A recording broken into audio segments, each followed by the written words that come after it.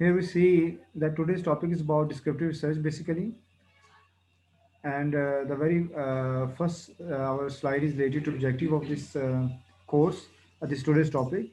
So here we see the very first objective of this class is to enable you to distinguish between the various type of descriptive searches, including descriptive search, correlation search, and causal comparative. State as to what type of descriptive search can be planned in the field of education planning and management, and plan a prescriptive search study for your master's thesis or your BM 1.5 thesis. Study the descriptive search reports by increase efficiency and determine what type of descriptive studies can be used at various stages of the planning cycle. So now we formally see that previously we have gone through with the historical research basically, but the experimental research we will complete after studying this today's lecture. And here we see uh, an attempt has been made to explain descriptive research, which is a predominant research method for the behavioral sciences. And you people should always know that it is the mostly used or widely used type of research. Most of the researches that the researchers have been conducted are related to this type of this design of study. So you know how an experimenter make hypothesis. अच्छा इसमें हमने बेटा basically experimental हमने बाद में बात करनी है, लेकिन आपको पता है कि हमने लास्ट टाइम डिस्कस किया था कि जब हम रिसर्च करते हैं तो सबसे पहले हम अपना एरिया ऑफ इंटरेस्ट को डिटरमिन करते हैं, और उसमें से हम कोई एक टॉपिक सेलेक्ट करते हैं जो रिसर्च जिसे रिसर्च प्रॉब्लम कहते हैं, और उसके बाद जब रिसर्च प्रॉब्लम बन जाता है तो then we formulate the hypothesis that is a kind of statement that can be true और फॉल्स। तो एक टेंटेटिव स्टेटमेंट होती है जब हम उस पर डाटा कलेक्ट करते हैं, फिर उसको हम हाइपोथेसिस को टेस्ट करते हैं, या तो हमारा हाइपोथेसिस टेस्ट होने के बाद ट्रू होता है या फॉल्स होता है। Uh, Here we see that many types of behaviors that interest researcher cannot be observed under experimental conditions. Definitely जो आप एक्सपेरिमेंटली जब स्टडी करते हैं तो बहुत सारे ऐसे बिहेवियर्स हैं जिनको हम बेटा एक्सपेरिमेंट में नहीं कर सकते, ठीक है। The prevailing practices of social scientists is according to the systematically examine and analyze behavior under the conditions and natural occur in the home, the classroom, the community. Here lies the advantage of descriptive study. तो हम बहुत सारा काम ऐसा है जो बेटा जो एक्सपेरिमेंट सर्च में नहीं करते वो हम डिस्क्रिप्टिव डिज़ाइन में कर रहे होते हैं, या कोरिलेशन में या काजल कंपैरेटिव में। उसकी वजूहत क्या है, जब हम अभी इसके बाद जो टॉपिक शुरू होना हमारा एक्सपेरिमेंट का, उसमें हम ये वजूहत देखेंगे, इनमें डिफरेंसेस क्या हैं और एक्चुअली ये हैं क्या। तो first of all we see what is descriptive research. So we see that descriptive research, or in the descriptive research, the investigator, the researcher, does not manipulate the variables or arrange events to happen. तो इसमें जो भी variables होते हैं उनको हम manipulate नहीं करते, बल्कि एक्चुअल जिस तरह से एग्जिस्ट कर रहे होते हैं उसी तरह से हम उसको स्टडी करने की कोशिश करते हैं। Descriptive research involves events that have already taken place or would have taken place even though there had been no observation or description. तो ऐसे आप टॉपिक्स ले सकते हैं, ऐसे फिनोमेना ले सकते हैं जिसमें चीज़ें जो हैं वो हो रही होती हैं या होने वाली होती हैं, तो आप उनको अंडर कंसिडरेशन ले सकते हैं रिसर्च के लिए। Thus, a descriptive research may be undertaken to study the administrative machinery for education planning in different provinces, or causes of low female participation rate may be investigated by the studying community attitude towards female education. तो बेटा इसमें जो descriptive study है, इसमें जो actually हमारा काम होता है रिसर्चर का, वो जो करंट सिचुएशन होती है, एग्जिस्टिंग सिचुएशन होती है, उसमें जो बेटा हमारे एजुकेशन इश्यूज हैं, प्रॉब्लम्स हैं, ट्रेंड्स हैं, उनको हम आइडेंटिफाई करते हैं, और उसके बाद हम उसको एज अ टॉपिक सेलेक्ट करते हैं, और उस पर फिर हम अपनी रिसर्च करते हैं। तो एक चीज़ हमें ये ध्यान रखनी चाहिए कि जो डिस्क्रिप्टिव स्टडी है ये किसी भी एरिया ऑफ इंटरेस्ट में हो सकती है, एरिया ऑफ यानी आप कह लें एक्सपर्टीज में हो सकती है, स्पेशलाइजेशन में हो सकती है। जैसे आपका बेटा ये एजुकेशन एडमिनिस्ट्रेशन है, इसमें बहुत सारे सब एरियाज हैं, किसी में भी एजुकेशन फ्रांसिंग के बारे में हो सकती है, या स्टाइल्स ऑफ जो लीडरशिप उसके बारे में हो सकती हैं। ऐसे ही आपके जो प्लानिंग है उस पर हो सकती है, कंट्रोलिंग पे हो सकती है, ऑर्गेनाइजिंग पे हो सकती है, लीडरशिप पे हो सकती है। तो इसमें किसी भी फील्ड में आप चले जाएँ, रिसर्च करिकुलम देख लें, करिकुलम के रिलेटेड आप चीज़ों को देख सकते हैं, स्टडी कर सकते हैं। और इसी तरह से आपका एजुकेशन साइकोलॉजी का फील्ड है, उसमें बहुत सारी थ्योरीज हैं, उनको आप यहाँ पे आके स्टडी कर सकते हैं, उनकी इम्प्लीकेशन को या यूजेज को, या किस हद तक जो है ना उसको हम उसकी इफेक्टिवनेस को चेक कर सकते हैं। तो यहाँ पे मेरा बात करने का मकसद ये है कि जो डिस्क्रिप्टिव डिज़ाइन है, ये डिस्क्रिप्टिव स्टडी है, इसका ताल्लुक मौजूदा सिचुएशन से होता है और उसके रिलेटेड प्रॉब्लम से होता है जो जो कि डायरेक्ट एजुकेशन फील्ड में होते हैं। उनको हम आइडेंटिफाई करते हैं और उसके बाद उस पर काम करते हैं। तो नेक्स्ट जो स्लाइड है इसमें हमें एक ये फ्लो चार्ट दिखाया गया है और इसमें हम देख सकते हैं कि जो आपकी जो डिस्क्रिप्टिव स्टडी है उसमें दो तरह की चीज़ें हम करते हैं, या तो हम एक्सप्लोर करेंगे या फिर हम डिस्क्रिप्टिव एनालिटी करेंगे। तो दोनों कामों के लिए अगर हम एक्सप्लोर करते हैं किसी चीज़ को, यानी एक ऐसा फिनोमेना है जिसको हम एक्सप्लोर करने जा रहे हैं और उसको आप एक्सप्लोर करेंगे और एक्सप्लोर करने के लिए टॉपिक को फाइंड करने के बाद आप डाटा कलेक्ट करेंगे और क्वेश्चनरी क्वेश्चन आपके होंगे, वो डाटा आप स्कूल से लेंगे या किसी भी एजुकेशन इंस्टीट्यूशन से लेंगे, कॉलेज से, यूनिवर्सिटी से। तो उसमें जो आपकी पॉपुलेशन या सब्जेक्ट होगी या सैम्पल होगा, उसमें टीचर्स भी हो सकते हैं, पेरेंट्स भी हो सकते हैं, आपके स्टूडेंट्स भी हो सकते हैं जिनसे आपको डाटा लेना है।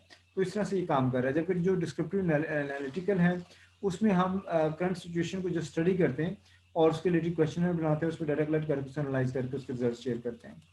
तो यहाँ पे नेक्स्ट स्लाइड है हमारे पास, स्लाइड नंबर 7। और इसमें ये बताया गया है कि in these studies the planning machinery is already in existence and the process of planning is going on. The searcher cannot cause any change or study its impact. तो डेफिनेटली जब आप एक एग्जिस्टिंग सिचुएशन में, नहीं आप देख रहे हैं कि स्कूल लेवल पे जो प्लानिंग है हेड्स कैसे करते हैं, किस तरह से उसको इफेक्टिव बनाते हैं। तो इस प्रोसेस को आप स्टडी कर रहे हैं फॉर एग्जांपल, तो उसमें हम जो भी वेरिएबल्स रखेंगे, मतलब उसमें मल्टीपल लेवल ऑफ प्लानिंग होगी या मल्टीपल चीज़ों की प्लानिंग होगी। तो आप मुख्तलिफ जो भी वेरिएबल्स उसमें रखते हैं जिनको आप स्टडी करने जा रहे हैं, उसमें टाइम टेबल प्लानिंग भी है, उसके अंदर आपकी फाइनेंशियल सोर्सिंग की प्लानिंग भी है, करिकुलम डिलीवरी भी प्लानिंग भी है, फर्दर जो डिवीजन ऑफ वर्क है with in the sort of institution और स्कूल, उसकी प्लानिंग भी है। तो इसमें बहुत सारी एक्टिविटीज़ है जिसकी हम प्लानिंग करते हैं। इवन आपकी जो को करिकुलर एक्टिविटीज़ होती हैं उनकी प्लानिंग की जाती है। तो आप वो सारे फैक्टर जो हैं उसको स्टडी करेंगे, उस पर स्टेटमेंट्स बनाएंगे और पूछेंगे को किस हद तक इस चीज़ से एग्री करते हैं, डिसएग्री करते हैं, जो भी है। लेकिन इसमें हम मैनिपुलेशन कुछ नहीं करते, जस्ट हम वेरिएबल को स्टडी करते हैं और किसी भी वेरिएबल को मैनिपुलेट नहीं करते। ठीक है। अब ये क्वेश्चन पैदा होता है कि वेरिएबल मैनिपुलेशन से क्या बना आता है। बेटा वेरिएबल मैनिपुलेशन का मतलब ये होता है, चलिए मैं एग्जांपल देता हूँ। जैसे एक बंदा स्मोकिंग करता है तो उसे हम कहते हैं, एक उसके नेचुरल है कि रोजाना जितनी भी सिगरेट्स पीता है, 8 पीता है, 10 पीता है, 5 पीता है, नेचुरली वो इतना टेक कर रहा है। लेकिन अगर हम ऐसी स्टडी कर रहे हैं जिसमें हम देखना चाहते हैं कि अगर ऐसे पर्सन जो डेली 10 सिगरेट्स पीते हैं, अगर हम उनको 15 सिगरेट्स पिलाएंगे तो उनकी हेल्थ पे क्या इशू आएगा। तो उसमें हम क्या करते हैं कि वो लोग जो कहते हैं हम डेली 10 सिगरेट्स पीते हैं, तो हम उन्हें इंसेंटिव देंगे, पैसे देंगे कि भी वो ज़्यादा सिगरेट्स पिए कुछ दिनों के लिए, और फिर हम उनकी टेस्टिंग करेंगे। तो इसमें हम उस वेरिएबल को, जो स्मोकिंग का वेरिएबल है, उसको हम मैनिपुलेट कर रहे हैं। ऐसे बेटा जैसे एक्सपेरिमेंट डिज़ाइन हम अभी हमने नहीं पढ़ा लेकिन फ्यूचर में पढ़ेंगे, मैं थोड़ा आपसे डिस्कस कर रहा हूँ उस बारे में। उसमें हम ये करते हैं कि कंट्रोल ग्रुप बनाते हैं और एक हमारा बेसिकली एक आपका एक्सपेरिमेंटल ग्रुप होता है। तो जो एक्सपेरिमेंटल ग्रुप होता है उसमें हम ट्रीटमेंट देते हैं, उसमें हम वेरिएबल को मैनिपुलेट करते हैं और उसके बाद देखते हैं कि जो हमारी चेंजेस है वो किस तरह से चेंजेस आ रही हैं, और and analyse existing phenomena and may at times try to relate it with the some factors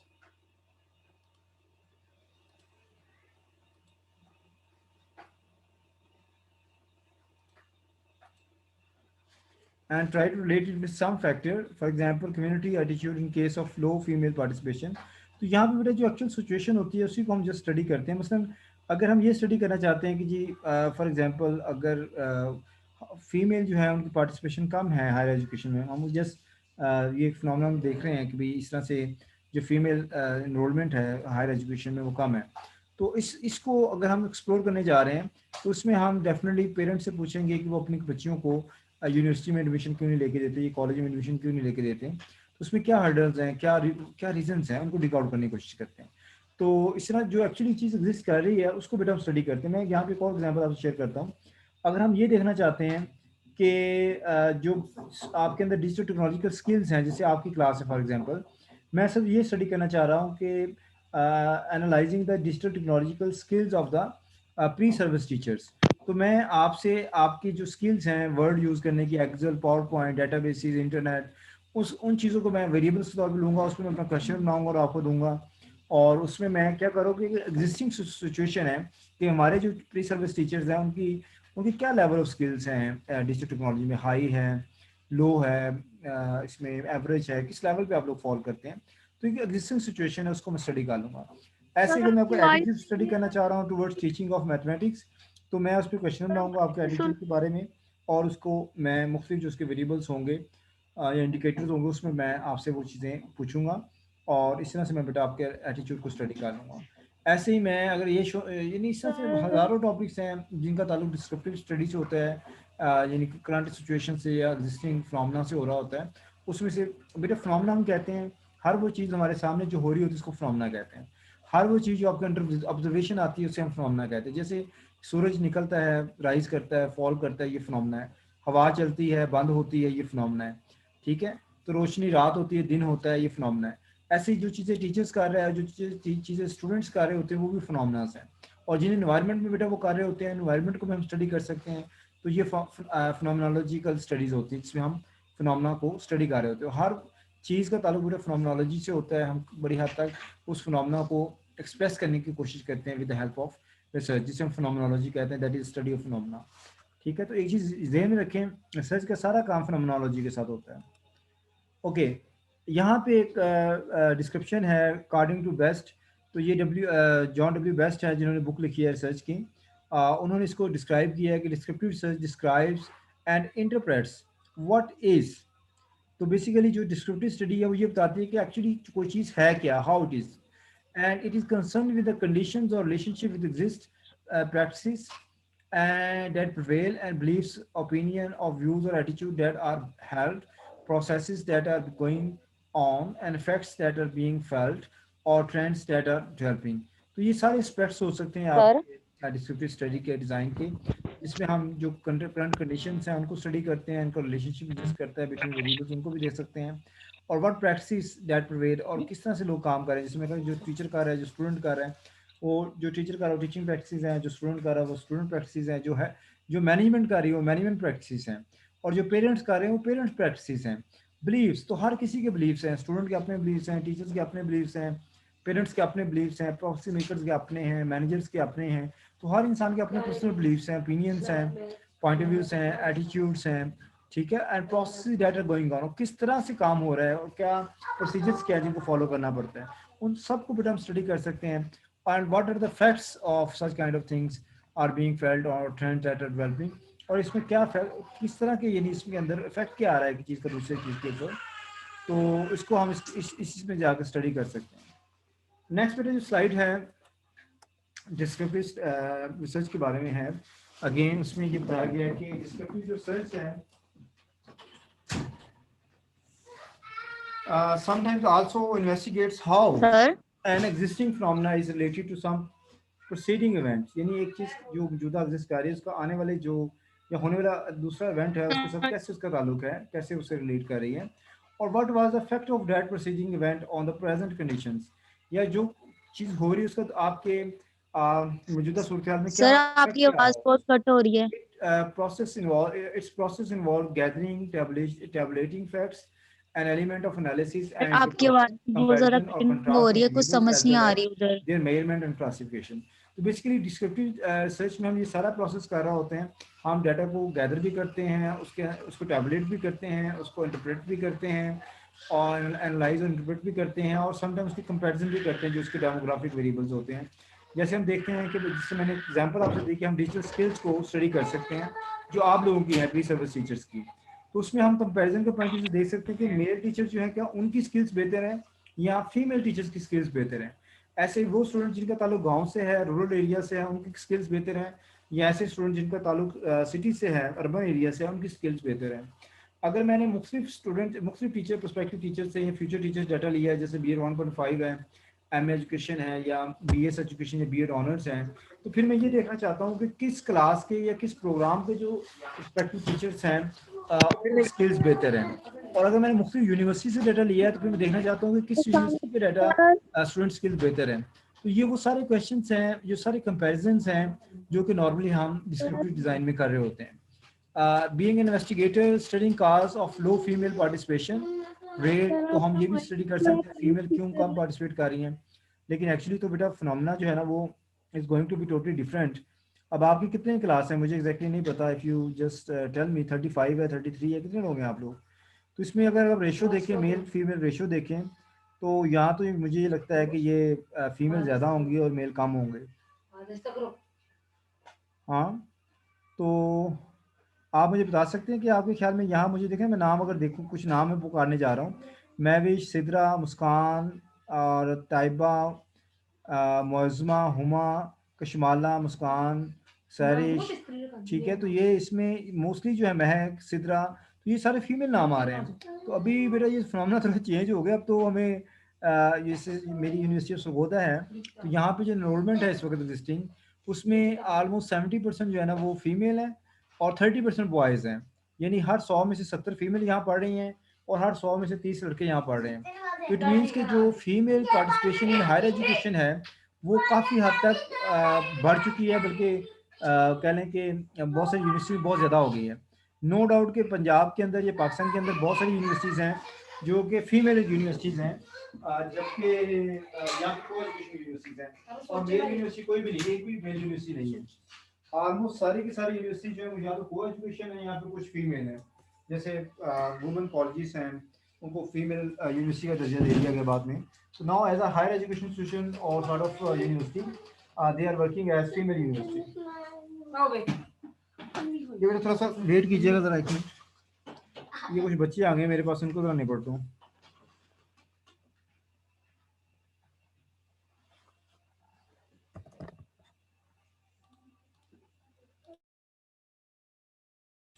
female students हैं, they are more than as compare to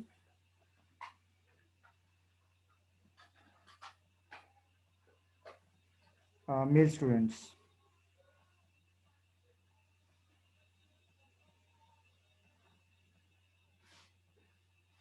okay, तो यहाँ पे बहरहाल जो भी इसके फैक्टर्स हैं मैं उस पर बात नहीं करता। तो ऐसे बेटा आपके जो यहाँ पे एग्जांपल्स बात की गई है कि द रिसर्चर में try to assess the role played by the parental attitudes, poverty of parents, economic conditions of parents, non availability of female teachers, distance of school from home, non-functional curriculum, through obtaining the views of parent, teacher, community leaders, and out of school girls sort of boys through a questionnaire. तो हम questionnaire से बेटा opinion ले सकते हैं, जो भी हमारे स्टूडेंट्स हैं, टीचर्स हैं, पेरेंट्स हैं, कि उनकी क्या रीजंस हैं, या उनके पे इंटरव्यू भी कर सकते हैं और उस इंटरव्यू को क्वांटिफाई कर सकते हैं बाद में। तो एनी हाउ अगर हम नेक्स्ट स्लाइड पे देखें, स्लाइड नंबर 10, तो वी सी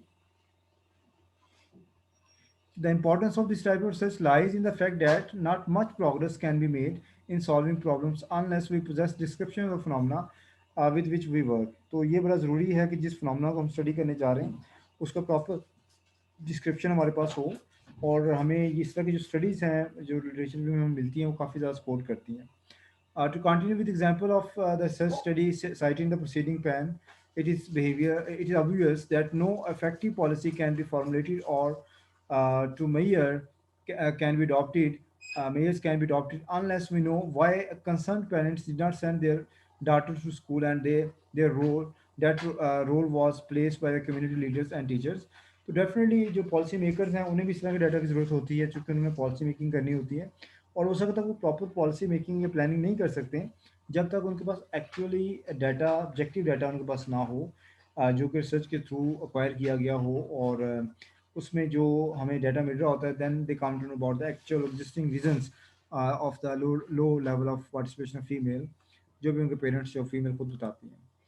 तो यहाँ पे फ्लो चार्ट है, डिटेल फ्लो चार्ट है, जिसमें उन्होंने बताया गया है कि अगर आप मेथडोलॉजी के पॉइंट ऑफ व्यू से अगर हम बात करें, तो जो आपकी रिसर्च है, इधर research based on direct access to the fact, अगर यस ऐसा है तो फिर classify the empirical studies. Empirical data बेटा वो होता है जो ऑब्जर्वेशन के थ्रू आता है, जो जो एक्चुअली बेस करता है आपकी फैक्चुअल डाटा से, और अगर ऐसा नहीं है तो then the information come from people, तो फिर आप वो इंफॉर्मेशन लोगों से कलेक्ट करते हैं। और अगर इसमें ये है कि अगर आपने एम्पिरिकल डाटा करना है तो फिर एक्सपेरिमेंटल स्टडीज़ करते हैं, और उसमें फिर आप जो एक्सपेरिमेंटल स्टडीज़ हैं उसमें आप या तो डाटा को कंट्रोल कर रहे होते हैं या कंट्रोल नहीं कर रहे होते, एज इट इज़ उसको स्टडी कर रहे होते हैं। तो ये उसमें थोड़ा सा इन्होंने बताया हुआ है। ऐसे जो डाटा आपके पास एम्पिरिकल स्ट्रेटजी से नहीं आ रहा, तो वो हमें ओपिनियन एयर से आ रहा होता है, या फिर जो लोगों के व्यू पॉइंट्स होते हैं उससे आ रहा होता है। तो उसको हम ओपिनियन स्ट्रेटजी के तौर पे देखते हैं, और उसको बाद में हम क्लासीफाई करते हैं एज अ ग्रुप और इंडिविजुअल। और इफ़ द डाटा इस information from a data bank, फिर हम उसको आर्चिव के तौर पे देखते हैं। उसके बहुत सारे डाटा ऐसा भी होता है जो मुख्तलिफ हमें पीस ऑफ आर्टिकल से मिलता है, और वहीं से हम लेके उनका एनालिसिस कर लेते हैं। यानी एक तरह के आर्चिव होते हैं जहाँ से हम डाटा लेते हैं। ओके, तो ये कुछ डिस्कशंस हैं इस बारे में, या इस तरह की प्रेजेंटेशन है। Was the problem solve with the formal deductive inductive method? अगर ऐसा है तो आप उसको एनालिटिकल स्टडी यूज़ करते हैं, या क्लासिफाई नॉन रिसर्च है, तो ये सारा आप इसमें काम कर रहे होते हैं। Now it's a very important slide related to description of steps involved in descriptive search.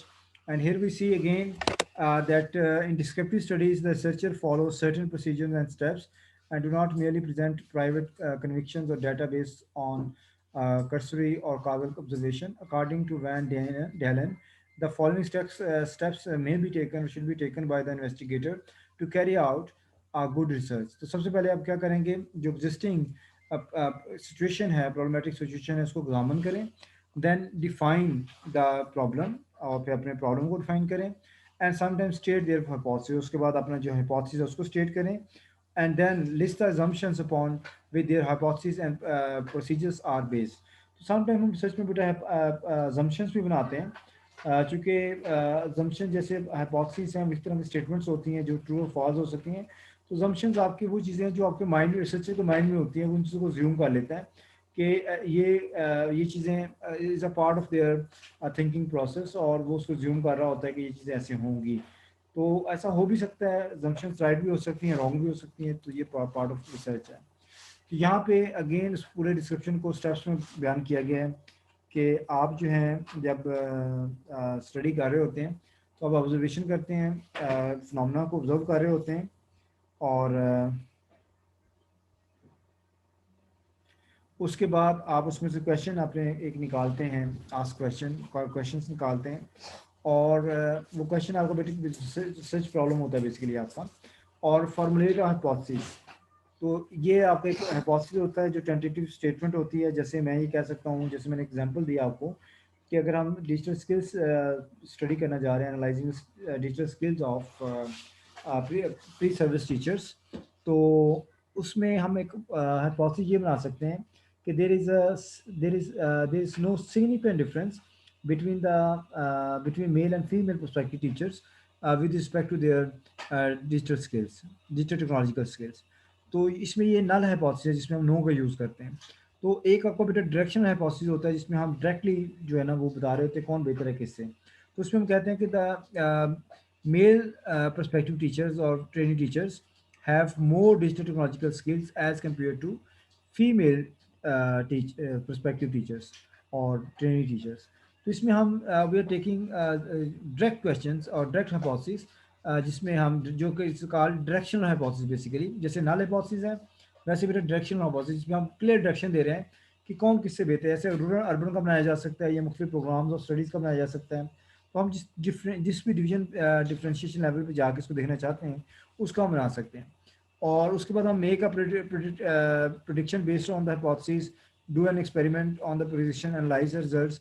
तो इसमें हम बेटा नॉर्मली जो आपकी डिस्क्रिप्टिव स्टडीज़ होती है इसमें हम एक्सपेरिमेंट तो परफॉर्म नहीं करते, लेकिन हम ये करते हैं कि जैसे ये तो आपका बेटा साइंटिफिक मैथड है ना जिसमें हम एक्सपेरिमेंट करते हैं, लेकिन यहाँ पे हम टूल डेवलप करते हैं। वो क्वेश्चनर हो सकता है, ठीक है, ऑब्जर्वेशन शीट हो सकती है, आपका इंटरव्यू स्केड्यूल हो सकता है।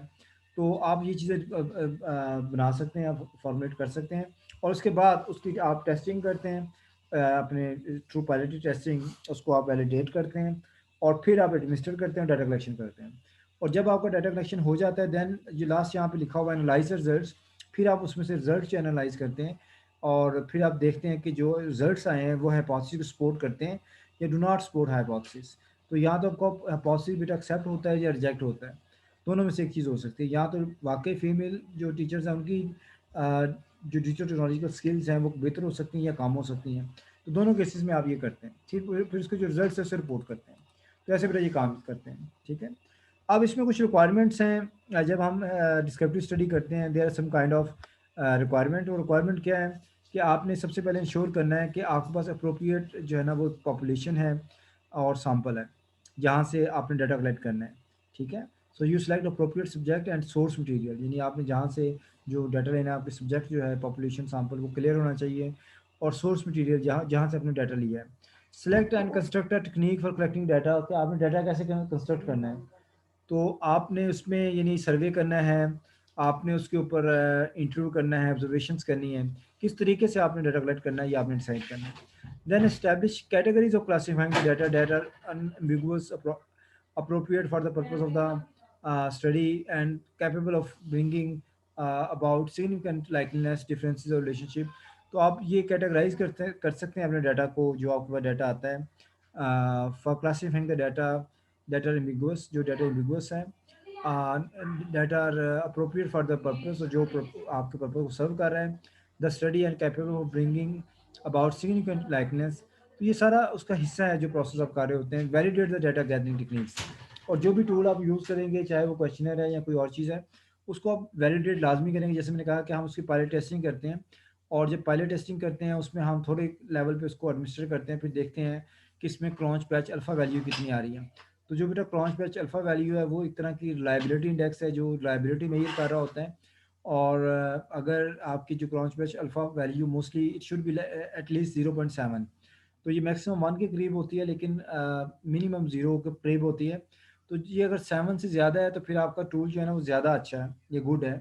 और अगर 8 से ज़्यादा है तो फिर तो वेरी गुड है आपकी ये रिलायबिलिटी वैल्यू। और बेसिकली रिलायबिलिटी होती क्या है, ये अब आप ने रिसर्च पढ़ी होगी या पहले से कुछ इस बारे में स्टडी किया होगा, लेकिन मैं यहाँ पे आपको आपको गाइडेंस के लिए बता देता हूँ कि जो रिलायबिलिटी है, it is kind of consistency of, it shows the consistency of result. मसलन इसकी एग्जांपल ऐसे बेटा कि जैसे मैं एक टूल जो है, जैसे क्वेश्चनर है, आपके 35 लोगों की एक एक क्लास है, मैं सबको ये टूल दे देता हूँ, अब सब मुझे फिल करके दे देते हैं। तो उसको जब मैं उसकी लाइबिलिटी निकालूंगा आपके 35-40 लोगों के डाटा से, तो अगर तो सब लोग वही बात कह रहे हैं जो मैंने पूछी हुई है। मसलन अगर मैंने पूछा है कि भाई आपकी वर्ड की स्किल्स कैसी हैं, फॉर एग्जांपल आप उसमें मैं पूछ रहा हूँ कि आप सेव कर सकते हैं डॉक्यूमेंट को, तो आप में से 35 में से 33 लोग जो कह रहे हैं गुड है, यानी अपना उसमें कह रहे हैं कि जी स्ट्रांगली एग्री या एग्री कह रहे हैं। तो इट मीन्स कि सब लोग उसकी तरफ एक ही वैल्यू की तरफ जा रहे हैं, स्केल स्केल पे एक ही चीज़ इंडिकेट कर रहे हैं। तो इट मीन्स कि उनके अंदर कंसिस्टेंसी ऑफ रिजल्ट होगी, और उससे आपका जो टूल है वही चीज़ मेजर कर रहा होता है जो मेजर करने की कोशिश की जा रही होती है। तो इस चीज़ को हम कहते हैं बेटा रिलायबिलिटी। ऐसे बेटा वैलिडिटी करते हैं, वैलिडिटी का मकसद होता है to measure what is suppose to be measured, that is the definition of validity, to measure what is suppose to be measured. तो उसमें हम जो एक्सपर्ट्स होते हैं उनसे राय लेते हैं, 3 5 7 मोस्टली हम इनसे राय लेते हैं, ताकि वो हमें बताएं कि जो हमारा क्वेश्चन है वही चीज़ स्टडी कर रहा है। जैसे हम डिजिटल टेक्नोलॉजी स्किल्स अगर स्टडी कर रहे हैं फिनोमेना को, तो ये वाकई डिजिटल टेक्नोलॉजिकल स्किल्स ही मेजर हो रही हैं, कुछ और चीज़ मेजर नहीं हो रही। तो इसे इसमें कुछ चेंजेस यानी अगर वो सजेस्ट करते हैं तो हम उन्हें इनकॉर्पोरेट करके फिर अपने फाइनलाइज करते हैं। Then make discrimination and objective observation, अगर आपको ऑब्जर्वेशन रिक्वायर्ड है तो आप उसको करें। Describe analyse interpret the findings in clear and precise term, तो जो भी आपके सॉर्ट ऑफ डाटा आता है उसको प्रॉपर्ली आप गैदर करें, उसको एनालाइज करें, इंटरप्रेट करें, उसकी फाइंडिंग्स को फिर आप क्लियरली और प्रिसाइजली बयान करें।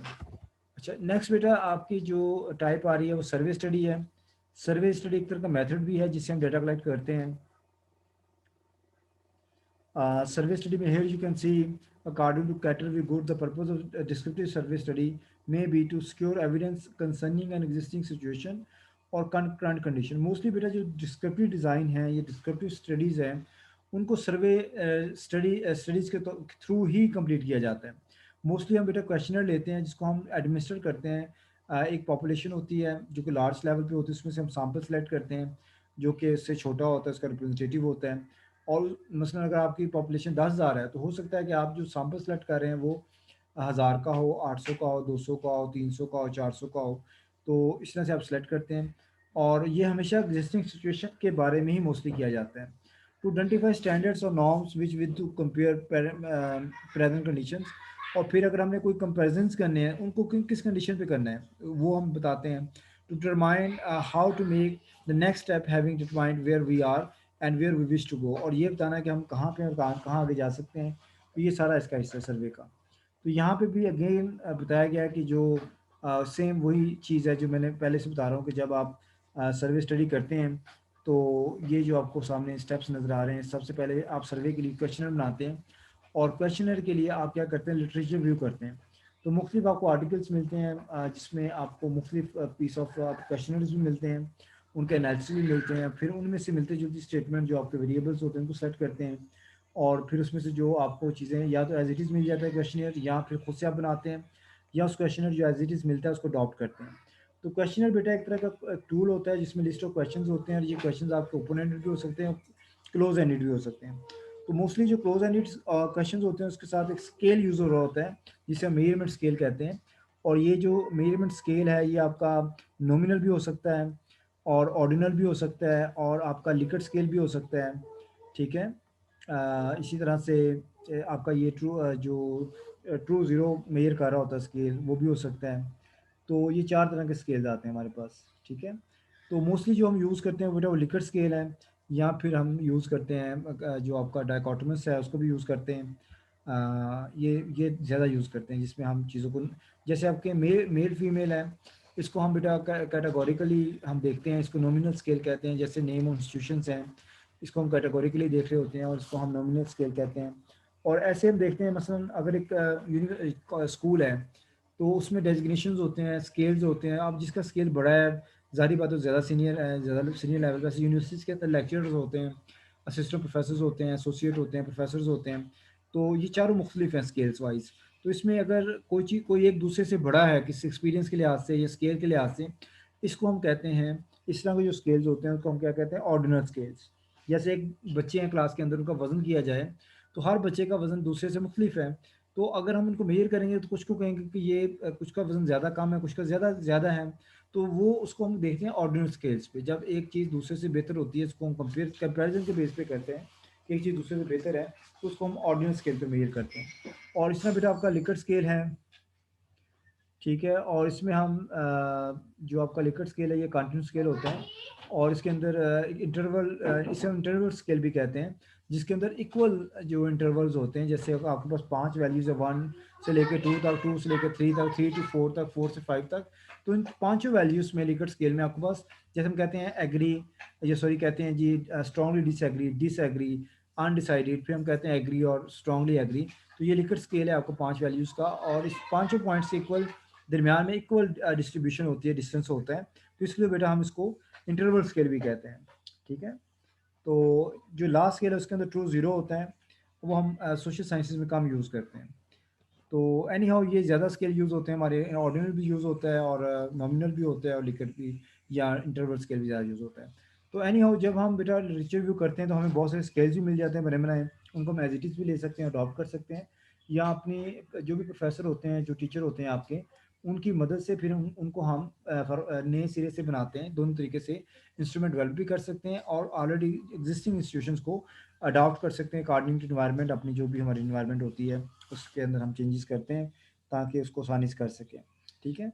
बाज़ हम ये भी करते हैं कि टूल बना बनाया अमेरिका में या किसी और कंट्री में है, उसको समटाइम हम अडॉप्ट करके उसको ट्रांसलेट भी करना पड़ता है। अगर आप बच्चों के पास जा रहे हैं गवर्नमेंट और पब्लिक स्कूल्स के, तो वहाँ पे उन टूल्स को हमें उर्दू में भी ट्रांसलेट करना पड़ता है, ताकि बच्चे उस चीज़ को अच्छे तरीके से समझ सकें। तो जब हम ऐसा करते हैं, तो हम यहाँ पे बताया गया रिसर्च हाइपोथेसिस हैं, स्टडी प्लानिंग है, क्रिएशन ऑफ स्टडी क्वेश्चनर है, आइडेंटिफिकेशन ऑफ रीजन और कंट्री जहाँ से डाटा लेना है, ड्राफ्ट क्वेश्चनर, क्वालिटी टेस्टिंग है जैसे मैंने बात की। तो ये बड़ा एग्जैक्ट सी पिक्चर है। मुझे इस चीज़ की आज तक समझ नहीं है कि इन्होंने जैसे यहाँ पे क्यों किस सोर्स ने ये चीज़ें बताई हैं, यहाँ रखी हुई हैं। इनको थोड़ा सिंपल होना चाहिए था।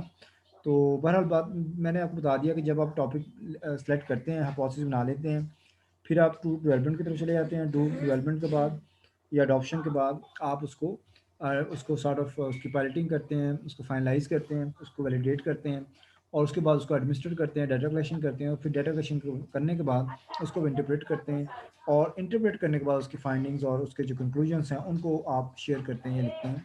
तो इस तरह से आपकी रिसर्च जो है ना कंप्लीट हो जाती है। ओके, नेक्स्ट स्लाइड जो है बेटा इसमें बताया गया है, this means that the researchers are trying to solve problem in education organizations by conducting survey called detailed descriptions of existing phenomena with intent applying the data to justify current conditions